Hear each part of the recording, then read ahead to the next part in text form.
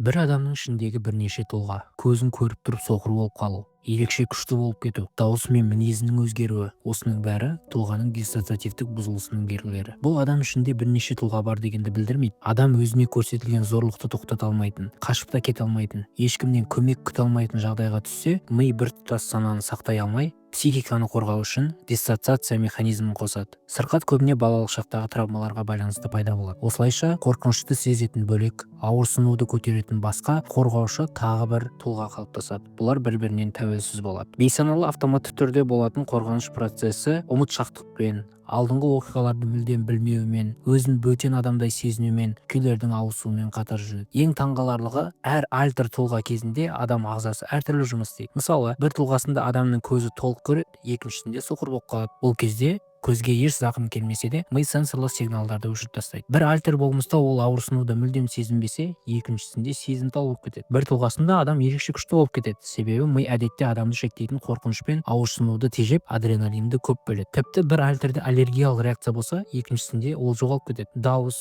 сөйлеу ырғағы мен тембр түбегейлі өзгереді. Бұл жағдайда ларингеалды және тыныс бұлшықеттері басқаша жұмыс жасайды. Адам мүлде басқа дауыспен, акцентпен, тіпті басқа тілде де сөйлеп кетуі мүмкін. Тұлғалар ауысуы кезінде пациент бірде оңқай, бірде солақай бола береді. Осы симптомы бар адамдарды көп жерде жын көрумен шатастырып жатады. Бұл сырқат аурулардың халықаралық жіктемесінде F60 кодымен белгіленеді. Әлемде шамамен 80 миллионға жуық адамға осы диагноз қойылған. Бұл бұзылысты психотерапия арқылы ұзақ уақыт емдейді. Арнаға жазылып пікір алып кетіңіздер.